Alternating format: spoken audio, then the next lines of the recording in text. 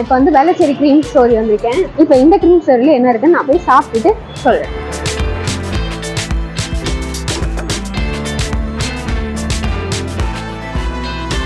Order பண்ண platter வந்துருச்சு. இதில் வந்து நிறைய டிஃப்ரெண்ட்டாக வச்சுருக்காங்க. அதுக்கப்புறம் ஐஸ்கிரீம்ஸே ஒரு 6 ஃப்ளேவர் வச்சுருக்காங்க. முன்னெல்லாம் பயணம் எப்படி இருக்கும் அப்படின்னா புளிசோறு கட்டி கொடுப்பாங்க. அது 3 நாள் ஆனாலும் கெட்டு போகாது. அது வந்து 3 நாள் கழித்து நம்ம தின்னும் உசுரோட வீடு வந்து சேர்ந்த கதையெல்லாம் நடந்திருக்கு.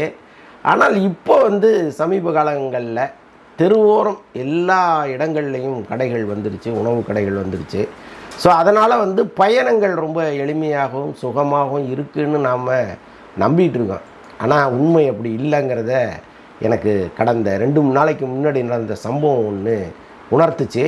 சரி, அதை நான் வந்து ஃபேஸ்புக்கில் ஒரு பதிவாக போட்டிருந்தேன். எப்போவுமே வந்து பல நேரங்களில் பல இடங்களில் நமக்கு அசௌகரியங்கள் ஏற்படும். அதையெல்லாம் நம்ம வந்து ஒரு பதிவாக்குறது இல்லை, ஏன்னா அவரவர் சந்தர்ப்ப சூழ்நிலை. ஆனால் உணவு அப்படிங்கிற விஷயம் இருக்குல்ல, அது வந்து ஒரு இனிமையான ட்ராவலையே காலி பண்ணிடும். பொதுவாக பயணங்கள் இனிமையானவை என்னை பொறுத்தளவுக்கு. அதுவும் நண்பர்களோடு சேர்ந்துட்டோம்னா அந்த பயணம் மாதிரி ஒரு அற்புதமான விஷயம் உலகத்திலே கிடையாதுன்னு நான் நினைக்கிறேன்.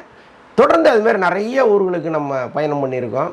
எல்லா ஊர்கள்லேயும் போய் இறங்கினோடனே இங்கே எங்கே சாப்பாடு நல்லாயிருக்கும் அப்படின்னு விசாரிப்போம். ஒரு 10 பேர்கிட்ட விசாரித்து அவங்க கை காட்டுகிற திசை ஒரே திசையாக இருந்தால் அந்த திசைக்கு போய் சாப்பிட்ற வழக்கம் எங்களுக்கு உண்டு. ஸோ அதனால் வந்து பெரும்பாலும் தப்பிச்சு நாங்கள் வந்துக்கிட்டு இருந்தோம். ஒரு 4 நாளைக்கு முன்னாடி மதுரையை நோக்கி ஒரு பயணம். அந்த பயணத்தில் எனக்கு ஏற்பட்ட அனுபவம் ரொம்ப ரொம்ப கஷ்டமானது. அந்த பயணத்தையே காலி பண்ணிடுச்சு.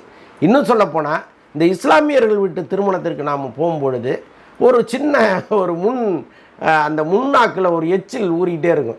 என்ன காரணம் அப்படின்னா அவங்க வீட்டு பிரியாணி வந்து எப்போவுமே ஸ்பெஷல் தான். ஒரு முறை காயல்பட்டினம் போயிருந்தோம் நண்பர்களோட. அல்டிமேட்டான பிரியாணி, அப்படி ஒரு சாப்பாடு ரொம்ப நல்லா இருந்துச்சு. அதாவது இது போன்ற பிரியாணிக்களே நம்ம வீட்டில் உட்காந்து சாப்பிட்டு என்ஜாய் பண்ணலாம். அதற்கு ஆகிற செலவுங்கிறது ரொம்ப கம்மி. பயணத்திற்கு ஆகிற செலவுங்கிறது பல மடங்கு பயணம், நேரம், இது எல்லாத்தையும் தாண்டி போய் அந்த ஒரு கவளம் சோறு எடுத்து சாப்பிட்ற சுகம் இருக்குல்ல, அது வந்து எப்போவுமே அலாதியானது. ஸோ அதற்காக தான் நம்ம பெரும்பாலும் இந்த பயணத்தை தேடி போகிறது. பணம்ங்கிறது 2வது விஷயம், பயணம்ங்கிறது தான் ரொம்ப முக்கியமானது அப்படின்லாம் நம்ம நினைக்கிறது உண்டு. ஸோ அப்படிப்பட்ட ஒரு பயணத்தை காலி பண்ணிய கதை தான் இது. சரி, அதை வந்து நம்ம முகநூலில் ஒரு பதிவாக போடுவோமே அப்படின்னு நான் போட்டிருந்தேன். இதுவரைக்கும் நான் போட்ட பதிவுகள்லேயே அதிக ஷேரான பதிவு இது தான். கிட்டத்தட்ட ஒரு 900க்கு மேற்பட்ட ஷேர் போயிட்டே இருக்குது. என்ன காரணம் அப்படின்னா இந்த உணவு சம்பந்தப்பட்ட எச்சரிக்கை எல்லாருக்கும் போய் சேரணும் அப்படிங்கிறது தான். முக்கியமாக இந்த நெடுஞ்சாலை ஓரத்தில் இருக்கிற உணவகங்கள் எவ்வளவு கேவலமாக நடந்துக்குது, நாம் எங்கெல்லாம் சாப்பிடக்கூடாது அப்படிங்கிற அறிவுறுத்தலின் காரணமாக எழுதப்பட்ட பதிவு தான். அதை நான் அப்படியே உங்களுக்கு படிக்கிறேன். அதற்கப்புறம் பேச வேண்டிய விஷயங்கள் நிறையா இருக்குது, அதையும் பேசிடுவோம். பதிவுக்குள்ளே போவோம். பல ஊர் சுற்றுறவன் சுடுசோருக்கு கையேந்துவான் என்பதெல்லாம் லாங் ஏகோ காலம். நவ்ய டேஸ் அப்படி இல்லை. ஊரெல்லாம் பிரியாணி, சோரெல்லாம் சொர்க்கவாசல் என்று நம்புகிற எனக்கே விபூதி அடித்து வேப்பிலையை தடவியது ஒரு ஹோட்டல். அடச்சை, அது ஹோட்டல்னு சொல்கிறதுக்கே நாக்கு கூசுது.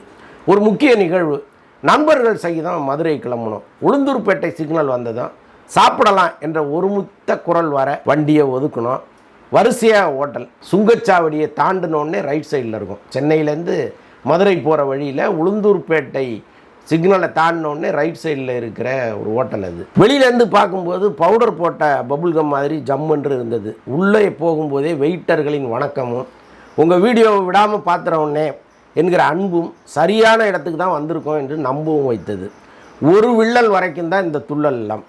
அதற்கப்புறம் ஒவ்வொரு விழுங்கலும் அடச்சை தான். பேரு தான் பிரியாணி, அதற்கான குறியீடும் இல்லை, நெறியீடும் இல்லை. புளியோதரைக்குள் போடப்பட்ட சில பல மட்டன் துண்டுகள் முடிஞ்சா கடிடா பார்க்கலாம் என்றது.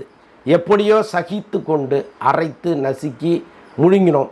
அவரவர் தட்டுகளில் அப்படியே பிரியாணி மீந்திருந்தது.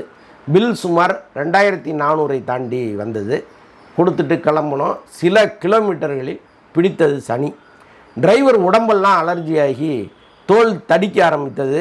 வண்டியை நிறுத்தி வரட்டென்று அவர் சொரிய அடுத்த ஷிஃப்ட் உனக்கா எனக்கா என்று ஒருவரை ஒருவர் பார்த்து கொண்டோம். இதற்கப்புறம் வண்டி ஓட்டுறது எப்படி என்று பதறியதையெல்லாம் அந்த ஓட்டல்காரன் எந்த சீரியலாவது ஒரு சீனாக பின்னாளில் பார்த்து தொலைப்பான். கார் என்றால் யார் வேண்டுமானாலும் ஓட்டிவிடலாம். போனது டெம்போ டிராவலர்.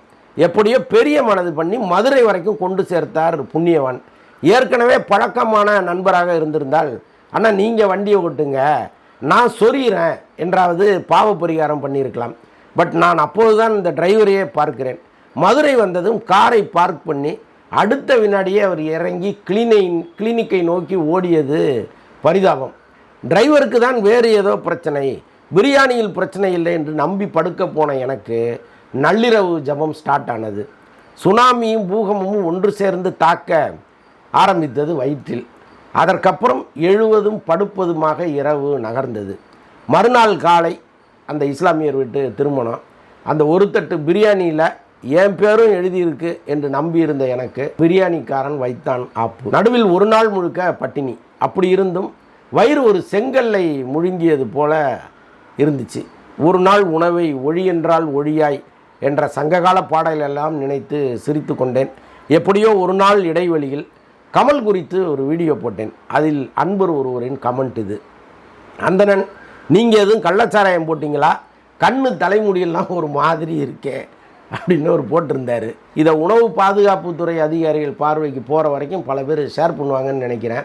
நம்முடைய நோக்கம் ஒரு ஹோட்டலை காலி பண்ணணுங்கிறது கிடையாது. நெடுஞ்சாலையில் ஒரு ஹோட்டல் வச்சுருக்கிறீங்க, உங்களால் சரியாக செய்ய முடியலன்னா தயவுசெய்து மூடிடுங்க. ஏன்னா இங்கேருந்து போகிறவர் இப்போ டிரைவர் ஒன்றுமே பண்ண முடியாது சார்னு படுத்துட்டாருன்னா என்ன ஆகும் யோசிச்சு பாருங்களேன். அவர் 2 கிலோமீட்டருக்கு ஒரு முறை 3 கிலோமீட்டருக்கு ஒரு முறை கையை சொரிஞ்சிட்டே இருக்காருங்க வண்டியை நிறுத்திட்டு. நாங்கள் மதுரைக்கு இதனால் போகிறதுக்கே 2 மணி நேரம் தாமதமாகி போயிடுச்சு. வழியில் எங்கேயாவது ஒரு டாக்டரை பார்க்கலாம் அப்படின்னு அந்த டிரைவர்கிட்ட சொன்னால் அவர் பயப்படுறாரு. சார் ஏதாவது ஒரு ஊசியை போட்டு படுக்க வச்சுட்டாங்கன்னா ரொம்ப கஷ்டமாக போயிடும் சார், நான் எப்படியே சமாளித்து கொண்டு உங்களை மதுரையில் விட்டுடுறேன், அங்கே ஏதாவது ஒரு டாக்டர்கிட்ட காமிக்கிறேன், அவங்க அட்மிட் பண்ணால் கூட பிரச்சனை இல்லை சார்னு அவர் சொல்கிறாரு. அதில் ஒரு நியாயம் இருக்குது. சரி ஓகே, இன்னும் ஒரு 2 கிலோமீட்டருக்கு 3 கிலோமீட்டருக்கு ஒரு தடவை அவர் நிற்க வச்சு அவர் வரட்டுன்னு சொரிஞ்சிட்டு அதுக்கப்புறம் வண்டி எடுத்துகிட்டு இப்படியே போயிட்டே இருக்கும்.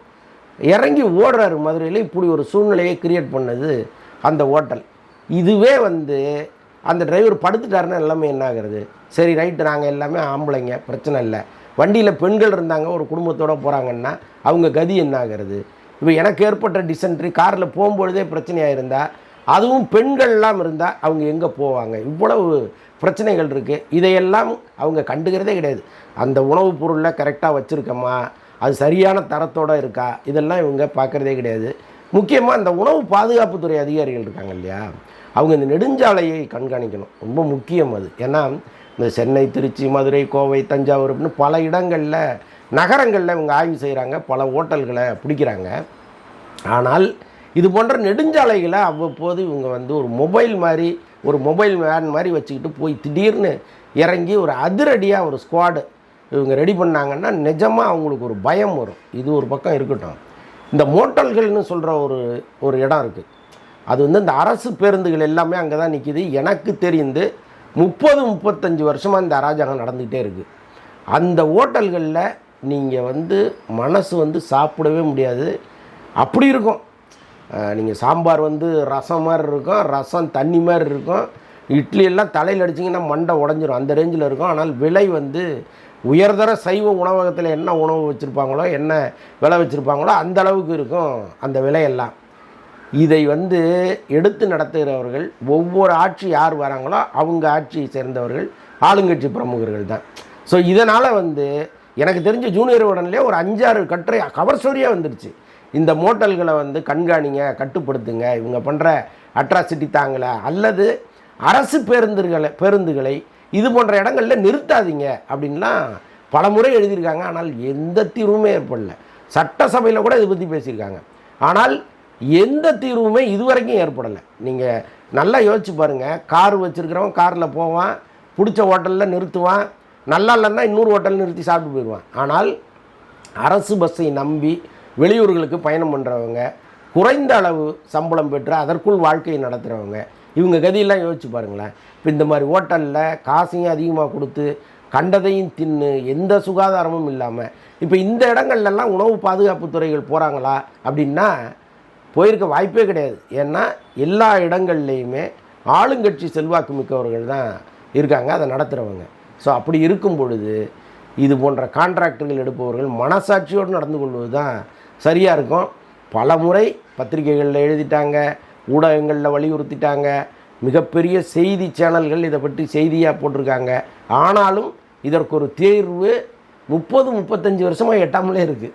இந்த அநியாயத்தை எங்கே போய் சொல்கிறது? இது வேறு எங்கேயாவது நடந்திருக்குமா? இப்போ நாங்கள் வெளிநாடுகள் பல நாடுகளுக்கு போகிறோம், நெடுஞ்சாலைகளில் போகிறோம், வழியில் நிறுத்தி சாப்பிட்றோம், அற்புதமாக இருக்குது. அங்கே இருக்கிற டாய்லெட்டெல்லாம் நீங்கள் ஹோட்டலில் கூட கொஞ்சம் அசுத்தமாக வச்சுருப்பான், டாய்லெட்டை அவ்வளோ சுத்தமாக வச்சுருக்கான். இங்கே நீங்கள் பெரும்பாலும் எல்லா இடங்களில் வீடுகள்லேயே கூட வீடை பளிங்கு மாதிரி வச்சுருப்பான், டாய்லெட்டை கேவலமாக வச்சுருப்பான். முதலில் சுத்தப்படுத்த வேண்டியது அதுதான். அங்கேருந்து தான் வியாதிகளே ஸ்டார்ட் ஆகும். ஆனால் இங்கே டாய்லெட்டை கண்டுக்கவே மாட்டாங்க. நீங்கள் ஒரு இடத்துக்கு இறங்கி ஐயா சாமின்னு ஒதுங்கலான்னா முடியவே முடியாது. ஸோ அப்படிப்பட்ட மோசமான ஹோட்டல்கள்லாம் இங்கே இருக்குது. உணவு பாதுகாப்புத்துறை இன்னும் ரொம்ப கடுமையான நடவடிக்கை எடுத்து இதெல்லாம் கண்காணிக்கணும். ஏன்னா போகிறவங்க இந்த பயணத்தை என்னென்ன காரணங்களுக்காகவோ போவாங்க. ஒரு துக்க செய்தியாக இருக்கலாம், ஒரு சந்தோஷ செய்தியாக இருக்கலாம், அல்லது ஒரு ஜாலியான டூராக இருக்கலாம். எல்லாமே கொலாப்ஸ் ஆகிடும். இந்த வயிறு அப்செட் ஆச்சுன்னா எல்லாமே கொலாப்ஸ் ஆகிடும். இதை ஏற்படுத்துகிற உணவகங்களை இரும்பு கரம் கொண்டு அடக்கணும். அந்த இரும்பு கரத்தை யாராவது தயவு செய்து செய்யுங்க.